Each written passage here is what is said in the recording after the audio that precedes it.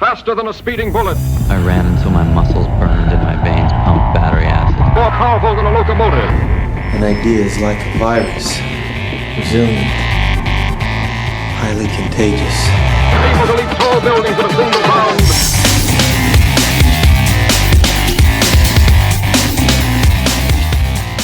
Hey guys, Jared Moon here from Into 3 Fitness, and this week on the podcast we have Dr. Alvin Berger. Now I'm not going to sit here and try to read off all of his degrees and research and all of this background that he has. He talks on about some of that when he introduces himself in the podcast, so I don't want to screw it up. I'll let him get into that, but what you need to know is he's another expert fat researcher, if you will, to put it in layman's terms, because last week we had Dr. Ben Bigman, a lot of great feedback from that podcast, and so now we're going to be kind of talking about the same topic, but hitting it from a different angle, talking about oils, ketosis, ketogenic diets, things like that. So stick around for this episode. Before we get into the episode, I have one announcement for you, and that is Into 3 Fitness training through Garage Gym Athlete.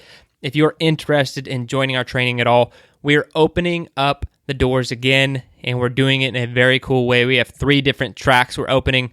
We have one that's called Airstrike, which is going to be heavily focused on increasing your aerobic capacity and your strength. And then we have a strength-only track if you're interested in just getting stronger. And we also have a shred track if you're interested in leaning, cutting, and losing fat with a barbell. Definitely for you. All you need to do, go to garagegymathlete.com, and there's going to be a survey for you to fill out. That way we can put you in the best training situation for you and also send you a ton of free information, ebooks, videos about the specific track that you're interested in, and we can go from there before we open up. So if you're interested in joining our training at all, even the slightest, tiniest bit of interest, go to garagegymathlete.com, fill out the survey, and let us get you taken care of. All right, guys, without any further ado, let's talk to Dr. Alvin Berger. All right, Dr. Berger, I am super pumped to have you on the Better Humanology podcast. Thank you so much for joining us today. My pleasure. And are you okay if I call you Alvin during the show? Yeah, that'd be perfect. Okay, great. So before we get into your background or any of your work, I really like to challenge our guests to get their week started off the right way. And I do that with a fitness challenge, mental toughness challenge, and book recommendation. So I'm going to give that to you today, if you don't mind. If you could start us off with a fitness challenge for everybody listening. Yeah, fitness challenge. What I was thinking about is whatever sport you're involved in or activity, try to improve it by 10%. So an example would be for myself, my main activity is cycling. I typically can average 20 miles per hour. I'm going to challenge myself to do 22 miles per hour when I go riding later today. Okay, I love that. That's a very measurable goal. I really like that. Okay, how about a mental toughness challenge?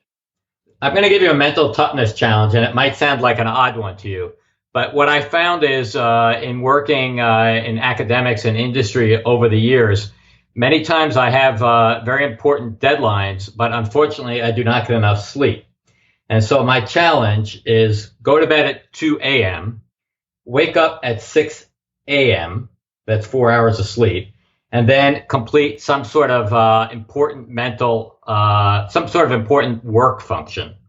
And to help it out a little bit, I'm suggesting to take some MCT oil, some beta-hydroxybutyrate, and possibly some caffeine. And we can touch on those topics later. Okay, and is this just to see if people can push themselves through some fatigue and mental fog? It essentially is. It's also, if you can get through a challenge like that, as I have so many times in my life, when you're then faced with having an average or usual amount of sleep, it makes you realize you can do this very easily. Yeah, and I think something I really like to know, I completely agree with you, but if you know a person who, you know them when they're tired, you know them when they're hungry, and you know them when they've been cold, you know that it's going to be a very challenging thing for them to have to work through, is to be tired or to be cold or to be hungry. Those are very challenging things, and I think what you're giving is a perfect mental toughness challenge. Yeah. All right. So how about a book recommendation? Yeah, well, I figured we are going to be talking a bit today about ketogenic diets and MCTs, and there's no shortage of information on the internet, but a lot of it is flawed. And one of the books that I like that's credible is The Art and Science of Low Carbohydrate Living by Jeff Volek and Steve Finney.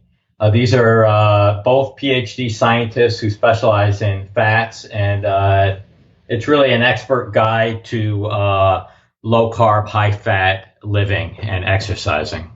Okay, awesome. I'll definitely check that out. Well, I appreciate you throwing down the challenges and the recommendation for us. Now, if we could get to know you a little bit better, if you could introduce yourself and give us a little bit about your background. Yes. So I have a bachelor's degree from University of Michigan. I have a master's degree from University of Washington and a PhD in lipid science and nutrition and biochemistry from University of California, Davis. I have a postdoctoral fellowship from Georgetown University and also affiliated with the Lombardi Cancer Center, looking at molecular aspects of lipids. And then I'm also an adjunct professor at two universities and have 30 years experience heading up research programs, nutrition programs for both small and large companies. Some that come to mind are the company Nestle, where I worked in Switzerland for 7 years, and Cargill in the Minneapolis area where I reside right now. Wow, that is quite the background. That's really impressive. And so what are you passionate about right now? What are you working on these days? Well, I'm really passionate about the ketogenic fats, beta hydroxybutyrate, and also medium chain triglycerides. And these fats have been around since the 1960s. And then among sport fitness people, weightlifters, bodybuilders, and so on, there was a lot of interest in the 1980s to keep the weight down without affecting physical performance. And then in the year, maybe in the 90s and 2000, they were once again received a lot of interest through the period of the Atkins, low carb, high fat type of living. But there's yet another resurgence of interest in these molecules. And a lot of it revolves around cognition benefits right now. They're starting to find that in elderly, both demented elderly and just healthy elderly, if they take medium chain triglycerides, they're seeing cognitive boosts. And that's a really exciting area. Oh, wow. And that's very interesting on two fronts. One is that if someone's just now kind of getting into health and fitness or listening to podcasts like this, they might think that all this ketogenic information is new. And you're talking about this is like the third resurgence you've seen in your career, basing off of different popular things coming in and out. And then moving to the elderly, why do you think that MCT oil is MCTs specifically that are helping with people with dementia? Yeah, it's MCT oils because they get converted to ketone bodies, and then it's the ketone bodies that cross the blood-brain barrier, get taken up by the brain, and then used for energy in the brain. And if you've heard people talk about the aging brain, and sometimes you'll see the term type 3 diabetes thrown around. Yeah. As we age, the brain has a lesser ability to take up carbohydrates. And carbohydrates, the predominant user of carbohydrates in the body is in fact the brain. It uses some 90% of the body's carbohydrate. Wow. And so as we age and we start to get this insulin resistance, the brain cannot take up enough carbohydrate to meet its energy needs. And when you take a medium chain triglyceride oil, it's preferentially either burned for energy or it's converted to ketone bodies. Those ketone bodies are then taken up by the brain and provide immediate energy for neuronal functioning. And you said that you mentioned it in your kind of your intro there when you're talking about your book recommendation, that there's a lot of flawed information out there about MCT oils. Can you share some of those? Sure. One of them has to do with the whole coconut oil story. There's certainly no shortage of blogs and well-meaning lay people that talk about all these amazing benefits of coconut oil as an MCT oil. Now, coconut oil only contains 10 to 15% of what I call true medium-chain fatty acids. These are the chain lengths C8, octanoic acid, and C10, decanoic acid. The rest of coconut oil is mainly C12 or lauric acid. And lauric acid is really a poorly ketogenic fat, and it's treated by the body like other long chain fats. It's stored in the adipose tissue, and it doesn't give very much rise at all in the ketone bodies that we were just discussing as valuable energy sources. And you have, in addition to lay people kind of confusing things on the internet, you also have commercial interests.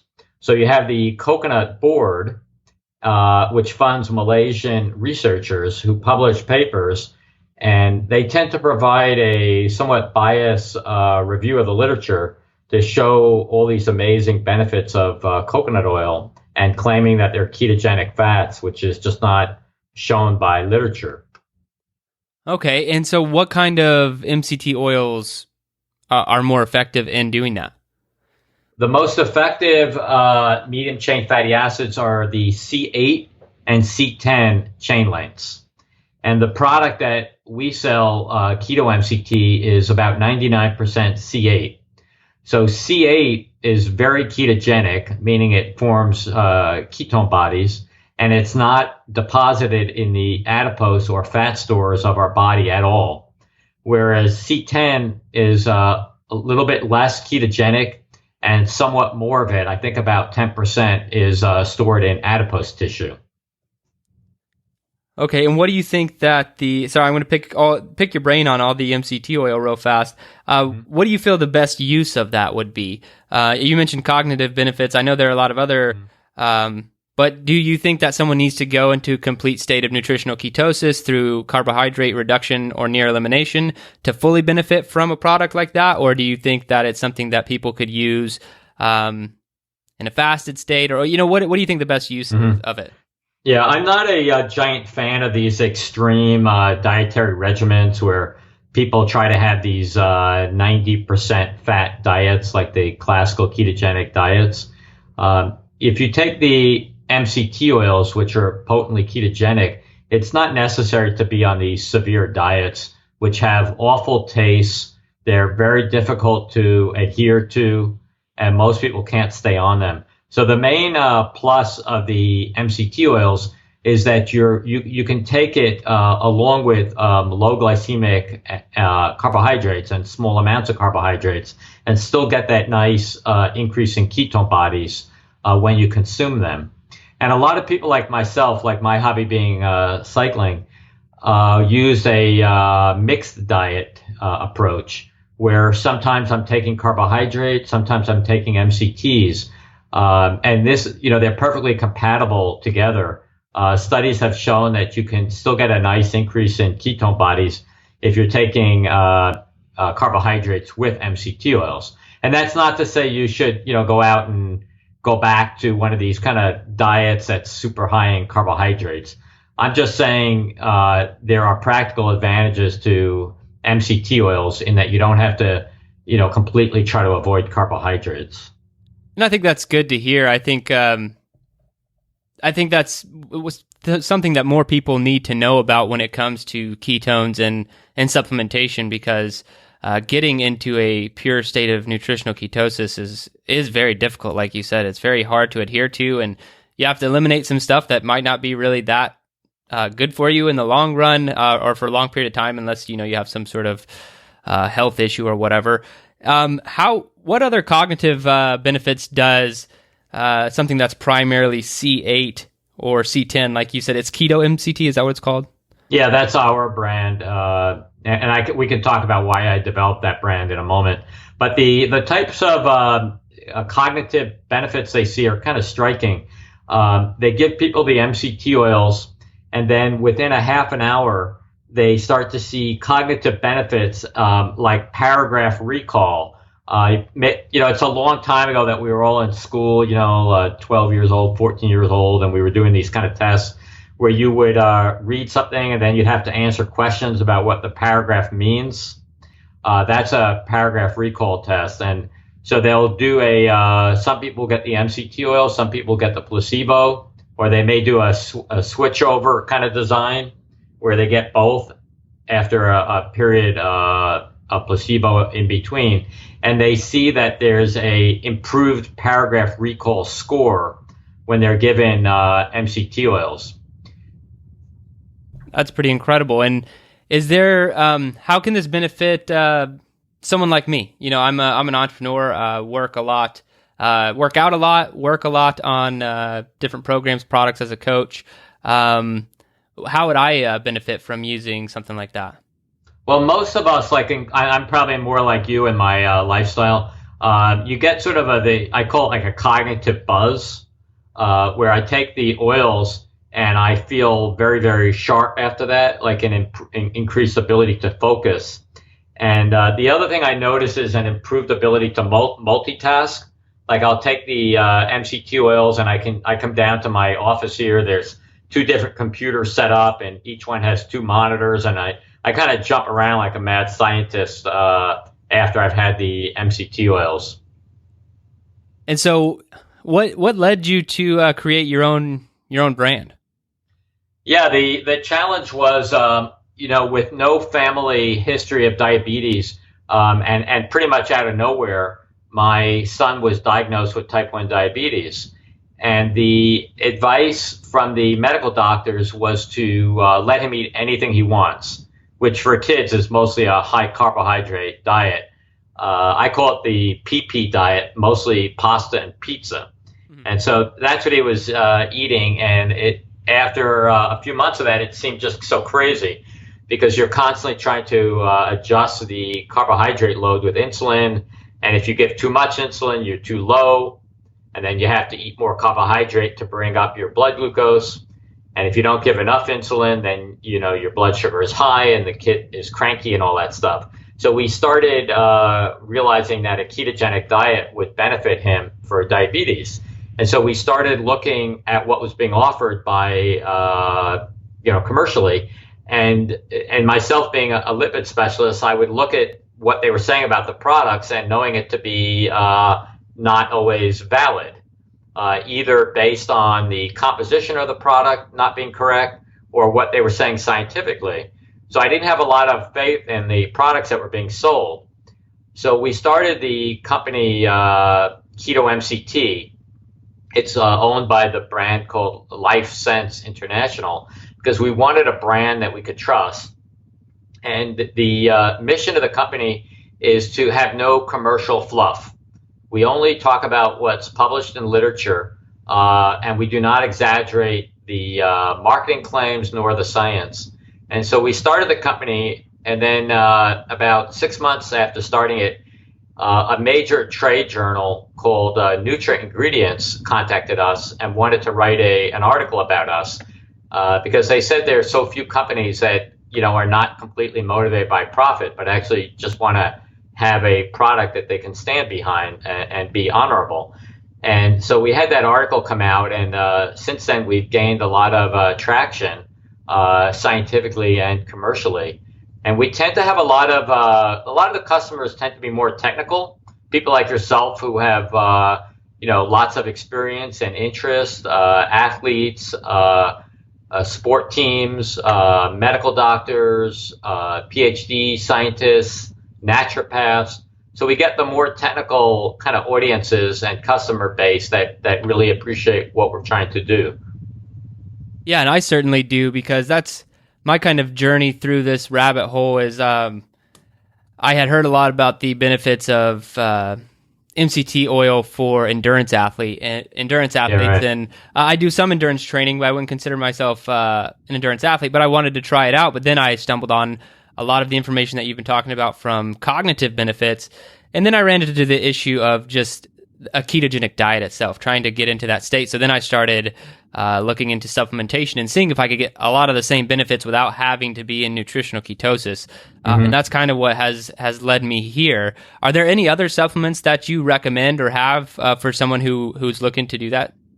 Well, the other supplement that we're close to rolling out is a beta hydroxybutyrate salt, which is one of the primary ketone bodies. And you've probably seen some of these studies talked about BHB as kind of the new hot topic in ketogenic supplements. And the difference is when you take an MCT oil, it has to get converted to a ketone body. But you can get some benefits by taking the ketone body itself. It's not as it's not as sustainable, because you'd have to take very large amounts to get the same benefit as taking 16 to 32 grams of an MCT oil. But what I really like about the BHB salts and why we're developing it is this really strong cognitive benefit that I experience and is also published. When I take that, I was talking about the cognitive boost from MCT oils. It's even more profound when you take the ketone body itself, because it's immediately passing through the blood-brain barrier, and you feel some people like myself, we feel that cognitive buzz within minutes of taking the ketone body. So that's a second product that we're coming out with. And how long does that cognitive benefit normally last for you and with BHB? The cognitive benefits with BHB as well as MCT oils are typically 6 hours. Okay, so they're about the same in length. Yeah. Okay, awesome. And what do you? So you kind of talked about some of the flaws and information on MCT oil, coconut oil only being what I think is 10 to 15% useful as far as C8 and C10. I think I'm getting all this correctly. I'm looking at my notes. But then how about BHB supplementation? I'm sure you've seen other stuff out on the market. Is there anything that I should be looking out for that, bad products or stuff that's not actually backed by science? And I'm not asking you to call out company names, just are like, is there something that I should be looking for that it would lead me down a bad path? Well, it's not on the market yet, but you may have seen the product coming out in the future, those ketone body esters coming out of Cambridge, and it's been written up and so on and so on. If you remember from your basic chemistry, where they talked about racemic mixtures and chiral specific mixtures, it's kind of right-handed, left-handed, and it has to do with the positions of the molecules, the atoms on the carbons. And so the people that sell the ketone body esters will talk about it being so-called stereospecific, meaning it's only one chiral form, whereas the BHB salts are racemic, meaning it's a mixture of different stereochemical positions. And for me, it's an example of perhaps a commercial interest more than a scientific point that's been proven. I've never seen any literature to say that the chiral forms are somehow much less potent than the stereospecific form. So I don't, from a scientific point of view, I've not seen any literature to say that there's something wrong with taking the BHB salts, and they're certainly affordable right now, whereas the ketone body ester is not affordable. The ketone bodies by the salts like that my company will come out with, by the nature of the manufacturing process, they contain a good swat of salt. But for an athlete like for myself, most of the time I'm losing a lot of salt when I'm exercising in my sweat. So the salt is not something that bothers me because I'm taking salts in my water anyway. So a lot of the stuff you might see written up about, the ketone bodies providing too much salt, I don't think that applies to an athlete. Yeah, I think that is very individualized. I know I take sodium ascorbate pretty regularly just for vitamin C, and it has a good amount of sodium, but it's because I need sodium. I'm in Texas. Yeah. I sweat a lot. So let's hop back here to a little bit bigger picture question, just in case we lost any of the listeners in the process, going all the way back to just fats in general. For anyone who may still have the thought that, fats are bad for you or fats make you fat, like what would be your response to those kind of statements?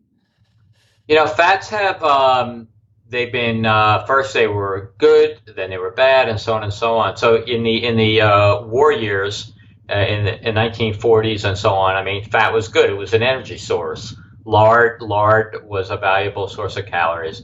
And then, so fats were good for a while. And then we all went through the, in the 1980s, there was that period where the fats were, the tropical fats in particular were bad, dangerous, et cetera, because they contained saturated fats. And we've kind of lived through that period where we now know it's really about the amounts of fats that you take. It's a little bit simplistic when you hear lay people make comments, saturated fats are bad, a certain fat is bad for you, because statements like that are not grounded in a quantitative sense. You have to, a statement has to be something like, do not consume more than 2 tablespoons of coconut oil per day. Whereas, that's different than just saying coconut oil is bad for you. Following that last, publicity thing about coconut oil that got picked up all over the media some weeks ago, because the headlines are overly simplistic. Coconut oil is good. Coconut oil is bad. I mean, these are not, correct ways to think about things. It's all about the amounts of fats. So fats, to say that all fats are bad, I think, like you say, we've moved kind of past there. To make generalized statements about fats being good and bad without putting delimiters about the amounts, I think is overly simplistic. So the answer for me is as long as you have a balanced mixture of fats in your body, is going to be okay. The only fat that I think we can all agree is not a great one are the trans fats, but that's kind of a moot point anyway. They've already been kicked out of the food supply. Okay, awesome. And so if fat doesn't make an individual fat, because here's my understanding of it, and you probably know better than I do as far as the difference between brown fat and white fat is that ketones support brown fat, which essentially just constantly burn energy, is what brown fat is doing. But then insulin supports white fat, which is the kind of fat that the soft fat on your body and tissue and like that you can feel and everything else. Am I along the right lines there? Because I'm not in the academic world as much, so I just want to make sure I'm getting everything correct there. Well, the part about what you were saying with insulin is correct. I'm just not sure what you were saying about the brown fat for ketones, because the major fate of MCTs, they're metabolized not like normal fats. They go directly through the hepatic portal system and they hit the liver, whereas longer chain fats go through the chylomicron lymph system, a totally different mechanism. And then when the MCT fats hit the liver, they have 2 fates at that point. They're either burned for energy in the mitochondria and they provide immediate energy, or they're converted through the process of ketogenesis to ketones. The liver itself does not use the ketone bodies. The ketone bodies are then circulated in the bloodstream and taken up by different tissues and then are burned themselves through the process known as ketolysis. So the MCTs, they're not entering, the MCTs and the ketone bodies are not entering white adipose tissue or brown adipose tissue because they're not stored, the C8 and the C10 fatty acids. They just have the 2 fates I mentioned, burned for energy or converted to ketone bodies. And you can essentially like breathe or pee those out. So they're just not stored anywhere. They're just like constantly used or given off in some way, shape, or form. Is that right? Yeah, in excess, they would be peed out. Okay, and so then what kind of, how do you feel about then if we move towards just the caloric view of higher calorie foods are going to make someone gain weight? How do you make that, how do you feel about that connection with what you know about fats and ketones? Well, a medium chain fatty acid has about 7.5 to 8 kilocalories per gram, or you know it perhaps as just calories per gram, whereas a long chain fat has 9 calories per gram, and proteins and carbohydrates have 4 calories per gram. So fats, by their molecular nature, have twice the caloric density as carbohydrates. But fats have a satiety effect, particularly the medium chain triglycerides. So when people ask me questions like, they're concerned to take the medium chain triglycerides that we sell because it's providing more calories. But the reason you won't get fat by consuming MCTs is, first of all, they're not stored in fat tissues. They're just burned for energy. But they also, importantly, have a satiety effect, meaning that you'll eat less food at subsequent meals. So there's a self-regulating mechanism when you take MCT oils that prevent you from overeating. Okay, yeah, and I think that's kind of what I was curious about, and wanted to help anyone out there listening to kind of get over that mental hurdle. I feel like, to be honest, in recent years, the movement has really made some progress in people reading a little bit more research behind fats and nutrition. And like you said, not though the blanket statements like coconut oil is going to kill you is, like it's great for headlines, but it doesn't necessarily take anything else into account, like how much you're taking, what you're using it for. And so you're not necessarily opposed to coconut oil. You just feel that it's not as powerful as an MCT as people could be taking. Yeah, it's, for us, more than a couple tablespoons, depending on the individual, can sometimes lead to elevation of LDL cholesterol. So, you don't want to just kind of take buckets of it without kind of knowing what you're doing. And every individual is different. So people that are sensitive to saturated fat induced elevations in LDL or bad cholesterol need to be monitored. So we typically, in a business sense, not knowing each individual, we typically don't encourage more than 2 tablespoons per day, unless you're going to kind of take it and get monitored. But there's a lot of other healthy fats you could take in addition to the coconut oil, such as extra virgin olive oil and some other fats to go along with the medium chain triglyceride. And what do you think that the best option for, if you wanted to just, I don't think that you can get the purity level that you're talking about in your supplement, but what would be one of the best natural sources, just like from a food that you could get for ketones or MCT oil? Well, goat yogurts and goat milks, and sheep yogurts and sheep milks. The sheep is harder to come by, but those are quite decent sources of MCTs and medium chain fatty acids. That's very interesting. Okay, I'm just writing that down. That's really cool. And what do you? You said you train your cyclists. Was that correct? Yeah, I was a competitive gymnast for many years, working out 5 hours a day, and competed at the University of Michigan 4 years as a collegiate all-arounder. Wow. And so what has your nutritional journey been since you know what it's like to be a top-level athlete, like from when you started, maybe in the gymnastics world or maybe even before, to now being a cyclist? What's the diet transformation been with you as you've gained more knowledge on the subject? Yeah, my transformation was, I was, even though I went on later to study fats and appreciate them and so on, I was part of that, older generation where fats were to be avoided because of the higher caloric count. And so we tended to have these kind of higher carb, low fat diets. And I had my body weight very, very low. When I was competing, I was, I think 108 pounds, really thin.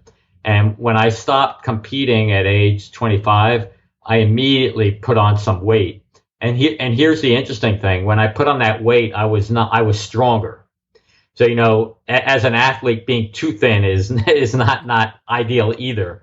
And because I was kind of starving my muscles and so on. So when I put on a little heft, my muscles were, it's all, as a gymnast, it's all about your weight to strength ratio. But when I was so thin, I wasn't optimized. So I put on some weight, and then that was really helpful. And then, like we've been chatting today, I've kind of, like many of us, kind of moved away from this fear of fats, and I've really transitioned myself.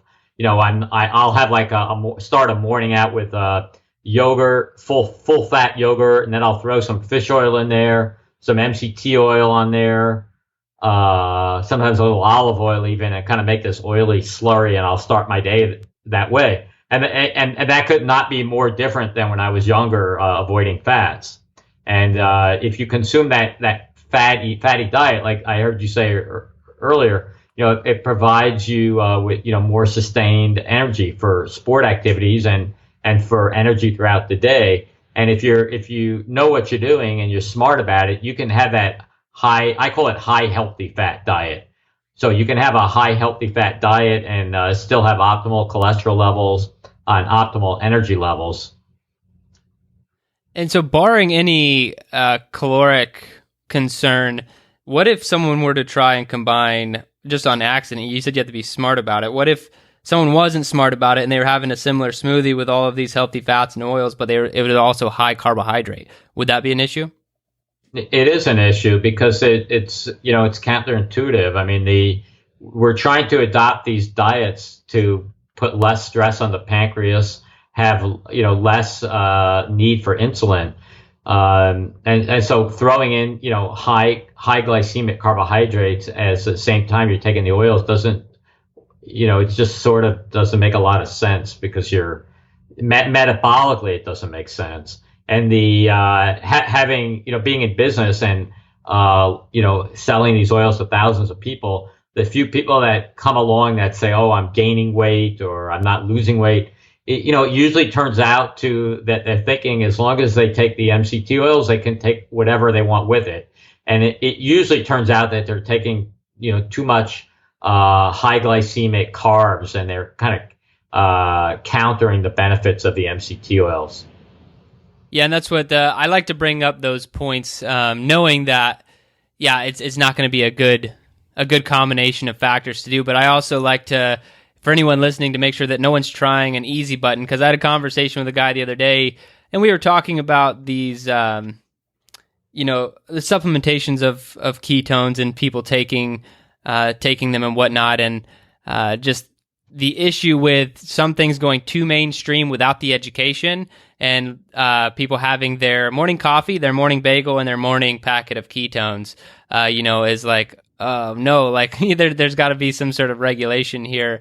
So what would you recommend would be a good start if someone wanted to start supplementing with ketones?